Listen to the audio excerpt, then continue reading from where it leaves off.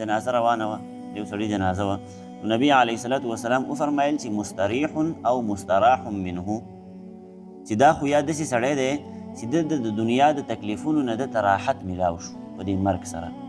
مستریح معنی ده چې یاره دا داسې سړی دی کیدای شي داسې سړی چې یاره دته د دنیا د تکلیفونو نه راحت میلاو شوی وي. او مستراح منه، او یا داسې سړی دی چې د دنیا د خلکو ته د ده نه راحت میلاو شو، یعنی دا بد سړی دی د ده جنازه روانه ده، د دنیا د خلکو ته راحت میلاو شو. په کیسه باندې پوهېږي. نو که چېرته نیک سړی دی نو واقعي په کیسه باندې پوهېږي مستریح دی. د دنیا د دې فسادونه، په دنیا څونه جنجال دی، د دنیا د زندګي څونه تکلیفونو زندګي، قسمه قسم ټینشنونه دي او مصیبتونه دي او پریشانۍ دي، کله د یو شي پریشاني ده، کله د بل شي د مال دولت پریشاني ده. لکه دا 2 ورځې موږ دغې باندې خبره وکړه نه چې د مال دولت پریشاني سړی په هغې کې په ټینشن کې په کیسه باندې پوهېږي، د بچو پریشاني ده، د ښځې پریشاني ده، د خاندان والا پریشاني، د دنیا هغه چې کوم دی نو مصیبتونه او تکلیفونه دي. یو سړی مؤمن سړی دی او دی وفات شو، نو پیغمبر علیه الصلاة والسلام وفرمایل چې مستریح دته د دنیا د دې تکلیفونو نه راحت میلاو شو، ځکه دی مؤمن سړی دی. اوس به په قبر کې دی د راحت زندګي کوي، او بیا چې کله دی قیامت ته لاړ شي نو هلته به الله جل شانه دی د نعمتونو یو ګل ته وردن نه کړي، جنت ته به یې وردن نه کړي، او الله جل شانه به له هلته ښه د راحت زندګي نصیبه کړي. نو د دنیا د تکلیفونو نه ورته راحت میلاو شو. او دا بل سړی چې دا کوم کافر سړی مړ شو په دنیا کې، نو دا مستریح منه دی. مستریح منه مطلب دا شو چې یاره د دنه د دنیا د انسانانو ته، د دنیا د څه قسمه مخلوقات چې په دنیا کې دي، د دنیا د ونو ته، د دنیا د بوټو ته، د دنیا د اوبو ته، د دنیا د غرونو ته، دو ته راحت میلاو شو، ځکه دا ډېر بد سړی و. د ده د وجې نه په دې ټول هر څه باندې د الله جل شانه لعنتونه راورېدل. نو د دقې وجې نه پیغمبر علیه الصلاة والسلام وفرمایل چې دا کافر سړی چې کوم مړ شو، نو د ده نه د دنیا ته راحت او سکون میلاو شو. د ده د وجې نه دا ونې هم په تکلیف کې وي، دا بوټې هم په تکلیف کې وي، دنیا ټول مخلوقات په تکلیف کې وو. د ده د وجې نه فرشتې هم په تکلیف کې وي. دا کمې فرشتې چې الله جل شانه دلته کېنولې دي د خط او د کتابت لپاره چې تاسو لیکل کوئ،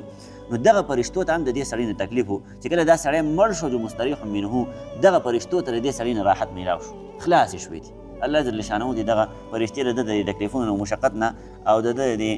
دغه نه مصیبتونو نه د د لعنتونو نه خلاصې کړه. ټیک شوله که نه؟ بله خبره دا ده چې لا یخفف عنهم العذاب ولا هم ينظرون، د دوی نه به د عذاب نه کمولی کېږي، عذاب به ورته سپکولی کېږي نه. ټیک شوله که نه؟ دغې وجې نه په حدیث شریف کې راځي د قیامت په ورځ باندې نه دی، د قیامت په ورځ باندې چې کله د یو کافر متعلق د جهنم فیصله وشي، یو انسان متعلق الله جل شانه د جهنم فیصله وکړي، نو دونه لم لیټ به پکې نه وي چې یاره مثال په طور باندې 2 بجې ټایم مقرر شوی دی چې لکه په 2 بجې باندې دا پلانکې سړی جهنم ته ورولئ، نو په دې کې به یو سیکنډ هم رد و بدل را نه شي، یو سیکنډ به پکې مخکېوالی وروستوالی را نه شي، هم په هغه ټایم باندې به الله جل شانه د جهنم ته ورولي. ټیک شوله؟ نو لا یخفف عنهم العذاب ولا هم ينظرون، مطلب مهلت به ورته نه میلاویږي. ټیک شوله که نه؟ او لا یخفف مطلب دا دی چې عذاب به دې نه کمولی کېږي، چې څنګه عذاب ته وردن نه شو بس هغه شان ته عذاب به ورته میلاویږي او میلاویږي او میلاویږي به په سمانه پوهېږي، نه به عذاب کمیږي او نه به ورته مهلت ورکولی کېږي چې زه لاړ شئ د پلار سره دې میلاو شه، هلته د هغه ترور د هغې سره میلاو شه، بیا راشه بیا به جهنم ته نه ځي، نه موقع به نه ورکولی چې کوم ټایم مقرر شوی دی په هغه ټایم باندې الله جل شانه ووایي جهنم ته به یې ورولو. نو د دقې وجې نه ووایي چې لا یخفف عنهم العذاب، نه به کمولی کېږي د دوی نه عذاب، ولا هم ينظرون، او نه به دوی ته څه مهلت ورکړی شي چې هلکه لاړ شئ ځه یا بخښنه وغواړئ معافي وغواړئ او یا د خپلو خپلوانو سره میلاو شئ بیا راځئ بیا به جهنم کې میلاویږي. دغه خبره اتره ورته نه کېږي، ښه دغه مهلت به ورته نه ورکولی کېږي. رحمان هغه ذات ته ویلی کېږي چې هغه بغیر د غوښتلو نه تا له خپل نعمتونه درکوي، په تا باندې خپل احسانات کوي، هغې ته رحمان ویلی کېږي. لکه مثال په طور باندې مونږ د الله جل شانه نه ډېر څه شیان غوښتلي نه دي خو هغه راکړي دي، که ستاسو خیال وي په کیسه باندې پوهېږي. لکه مونږ چې ماشومان وو که نه، ماشومان په خبرو اترو باندې نه پوهېدو، په خوراک څښاک باندې نه پوهېدو، نو الله جل شانه بغیر د غوښتلو نه خوراک څښاک راکوو که نه یې راکوو؟ که مونږ ترې غوښتلی وو نه مو ترې غوښتلی، په کیسه باندې پوهېږي. نه مونږ د الله جل شانه نه دا غوښتلې وه چې د الله کې چې دا کمې ګوتې دې راغلې دقسې راکړه، که چېرته ګډې وډې دې کړې بیا مسلې دا هم ترې نه دي غوښتلي، خو الله جل شانه ښه مزیدار لاسونه راکړلي. نه هم ترې دا غوښتلي دي چې دا چهره راغلې داسې مزیداره جوړه کړه،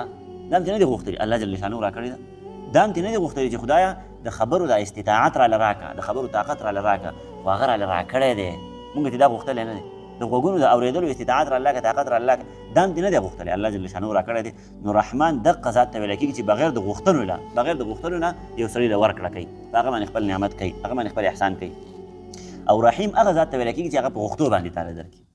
پسې باندې پوهېږي مطلب یو څه د چا نه وغوښتلو نو هغه یې درله درکړو. لکه اوس مونږ الله جل شانه وایي ته ما نه غواړئ، دعاګانې کوئ. پیغمبر علیه صلات وسلام وایي چې دعا چې کوم دا د عبادت مغز دی، پوهېږې په قسم نو د دغې وجې نه مونږ رالږ اوس د الله جل شانه نه غواړو پلانکې نعمت راکړو دا وکړو هغه وکړو د پلانکۍ مسله مې حل کړو دا پلانکۍ مسله مې حل کړه پلانکي ټینشن کې ورننوتی یم دا ټینشن ختم کړه مصیبت نه دا ختم کړه آفتونو نه مصیبتونو نه مې وساته دا وکړو هغه وکړه نو دا تې مونږ غواړو مال دولت تې غواړو بچي تې غواړو ښځه تې غواړو ټیک شوله که نه او کور تې غواړو خپل کور تې غواړو بینک بیلنس د الله جل شانو نه غواړو نو که د الله جل شانو رضا یې جوړالی راکړي او که نه وي جنۍ راکوي نو دا کم څیز چې ما تا ته په غوښتلو باندې میلاو شو نو دا داسې ذات راکړو چې هغه رحیم دی